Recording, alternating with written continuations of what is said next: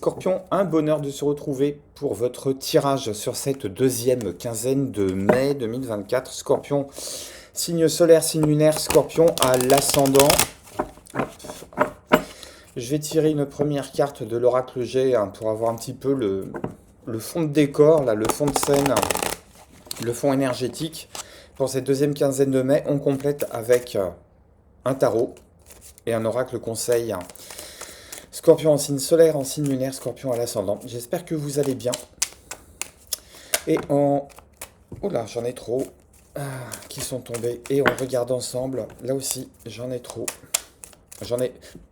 Peut-être que vous en avez trop. Peut-être qu'il y en a trop pour vous en ce moment. Peut-être que c'en est trop pour vous en ce moment. Je ne sais pas. Hop, on va regarder. Qu'est-ce que j'ai? Bah oui, il y en a trop. Mais trop de bonnes choses. Mais l'abondance de bien ne nuit pas. L'excès de bien ne nuit pas. Mais je pense que sur cette quinzaine de mai, vous êtes en train de vous rendre compte que finalement, à force de vous taper sur la tête, le ciel ne vous veut pas tant de mal que ça. Le ciel est en train de vous apprendre des leçons. Enfin, le ciel, le grand architecte, Dieu, l'univers, tous en croient, vous croyez. Il y a cette idée sur cette deuxième quinzaine de mai de se poser, peut-être de rendre les armes par rapport à un combat qu'on mène avec soi-même et qu'on a mené avec soi-même par manque d'entraînement, par manque de maturité, par réflexe, des réflexes engrammés, des réflexes qui sont auto-centrés. On était plus sur la défensive, on était plus sur le côté belliqueux dans une relation avec les autres, mais peut-être aussi dans une relation par rapport à soi-même. Et cette deuxième quinzaine de mai, elle vient vous récompenser finalement.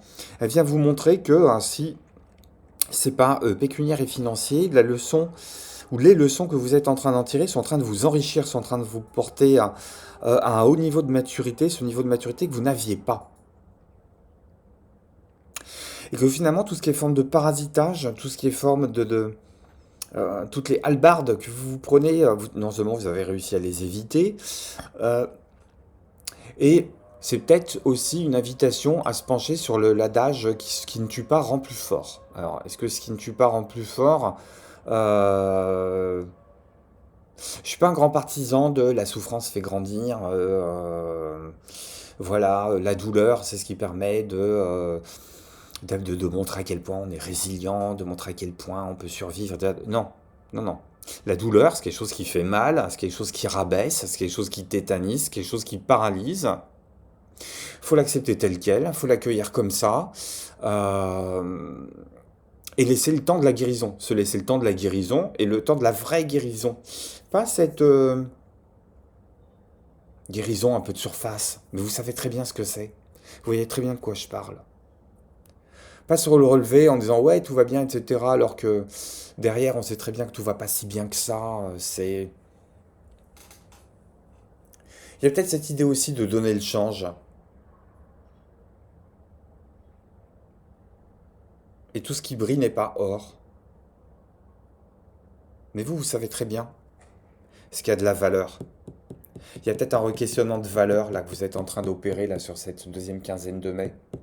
Mais peut-être parce que on vous a donné plus d'uppercut que prévu aussi. Euh, Il y a ce qui s'effondre et il y a ce qui tient le coup. Et peut-être que cette deuxième quinzaine de mai, elle est en train de mettre la lumière sur ce qui s'effondre et ce qui tient le coup. Et peut-être repositionner le curseur en termes de valeur, justement, à voir. Avec un petit complément, qu'est-ce que j'ai en message de tarot pour cette deuxième quinzaine? Les amis scorpions, on vous demande peut-être de vous interroger là où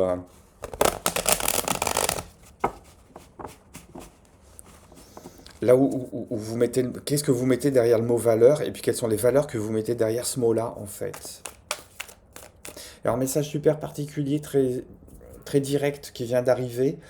Euh, les bonnes opportunités, c'est peut-être pas des opportunités où vous allez gagner quelque chose, ça peut être des opportunités où vous allez lâcher quelque chose, déposer quelque chose.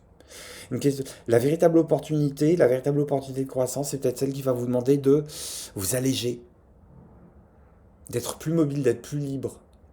Donc il y aura peut-être de la dénonciation de contrat. Séparation, rupture conventionnelle, euh, résilier un truc. Il y a le besoin de retrouver une liberté par rapport à ça. Et une liberté, sur lequel vous avez besoin de vous dégager parce que, entre guillemets, il y a de l'imprévu à gérer et cet imprévu, vous ne le voyez plus nécessairement comme étant des bâtons qu'on vous met dans les roues, mais plus comme des opportunités sur lesquelles il y a peut-être de l'abondance qui se cache, quelque chose qui a creusé en fait. Et ça, vous savez très bien faire, à mon avis, voir au-delà des apparences. Donc, et oui.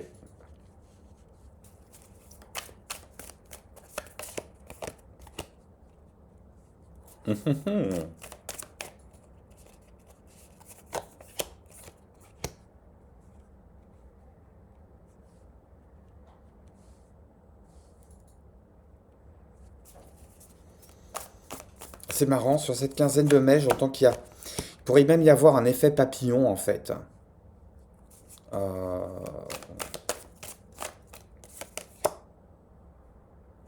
Ouais, je pense qu'on quitte une forme Il peut y avoir des occasions de quitter une forme d'insatisfaction chronique ou de sensation d'être persécuté par le monde extérieur, les opportunités, les actions des uns et des autres. Euh, Voire même par l'aspect juridique. Et j'entends que sur cette quinzaine de mai, il y a un petit côté effet papillon. Le vrai, hein, pas la chanson Cucu de Benabar. Euh, et je pense que c'est ça, c'est accueillir les imprévus pour ce qu'ils sont et pour ce qu'ils offrent derrière. Et d'arrêter de râler parce que ça ne correspond pas nécessairement à la direction que vous aviez donnée, et que vous en avez marre aussi, à mon avis, de faire des collections de lignes brisées. Mais c'est de se dire, ok, je vais accepter, plutôt que d'avoir des lignes brisées, je vais accepter de gagner en souplesse, accepter de lâcher prise, accepter de lâcher cette volonté de contrôle, et m'en remettre un petit peu plus au destin. Il y a une question d'optimisme aussi résolu par rapport au destin, ce destin qui va vous demander tôt ou tard finalement de tourner le dos à cette miskinisation, hein, je vois pas d'autre terme, hein, c'est le terme que j'entends de toute façon, donc je vais pas aller le trafiquer. Il y a une question d'abandonner les miskines, la position de miskine qu'on peut voir chez les autres, qu'on a pu occuper soi-même par rapport à ça. Euh, Peut-être que certaines et certains sont en train de se rendre compte qu'à force de se plaindre, on se fait plus soutenir, mais on est isolé. On est isolé. Là où on attendait de l'aide, finalement, il n'y a personne. S'il n'y a personne, c'est parce c'est que il y a personne qui est à intervenir. C'est vous qui devez prendre position par rapport à ça. Et il y a une question d'aller naviguer dans le brouillard aussi. On vous demande pas de trouver la destination, on vous demande de savoir tenir la barre dans le brouillard. Voilà ce que j'entends sur cette quinzaine de mai. Et si vous avez peur de ne pas réussir à tenir la barre dans le brouillard, on vous demande d'aller questionner votre confiance en vous et de vous faire davantage confiance. Les icebergs, ils sont que dans votre tête. Ils sont pas nécessairement dans l'océan. Euh, Ça me rappelle une anecdote, je sais pas qui ça va parler, de quelqu'un qui arrivait. On faisait du bateau, alors, je vous parle de ça, mais alors, ouf, d'un temps que les moins de 30 ans ne peuvent pas connaître. Euh, on avait fait du bateau, on se baignait au large, on se baignait en haute mer. Il y avait quelqu'un à, qui arrivait pas à mettre le pied dans l'eau.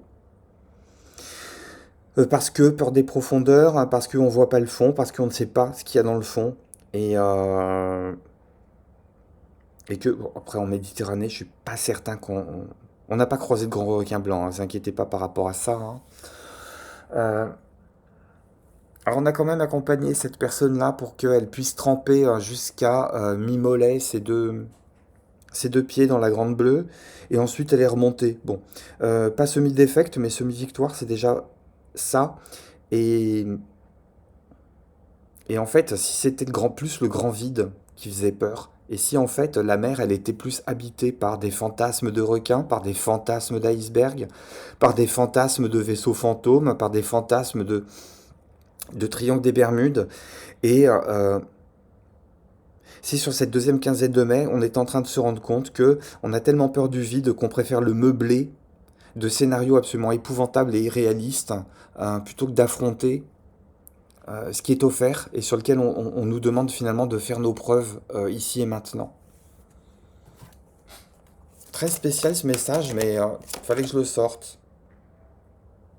Et, libération de l'attachement, nous dit l'oracle du rêve du chaman. Mais je pense qu'il y a cette histoire de lâcher prise par rapport à une position un petit peu mesquinaire, un petit peu oh le pauvre, oh la pauvre, oh oui, mais qu'est-ce qu'on va faire pour l'aider? Ben en fait, on va la laisser toute seule, on va le laisser tout seul. Parce qu'il y a besoin il y a besoin de se relever, il y a besoin de retrouver cette unité en soi. Il y a besoin de retrouver cette unité en soi, et à l'intérieur de cette unité en soi, euh, on sait, on sait que c'est mouvant, on sait que c'est instable, on sait que c'est en perpétuelle construction, destruction, reconstruction, destruction. Il y a une question d'accepter pour le moment le, le- cette espèce de mouvement intérieur, en disant que si on veut gagner dans l'histoire et abonder dans le bon sens, l'idée c'est vraiment de se détacher euh, par rapport à des positions de repli. Il y a une question d'aller affronter, d'affronter ce qui vous attend, même si ça vous met dans une position très déséquilibrante. Et quelque chose me dit que plus vous allez vous recroqueviller, plus le destin va venir vous chercher dans vos derniers retranchements, parce qu'il y a une position à...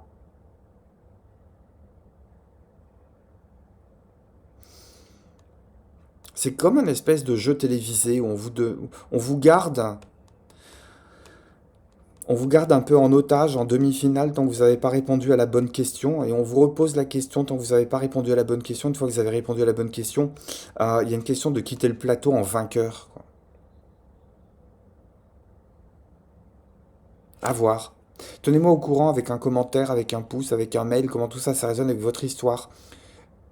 On se retrouve très vite pour le Taroscope de juin.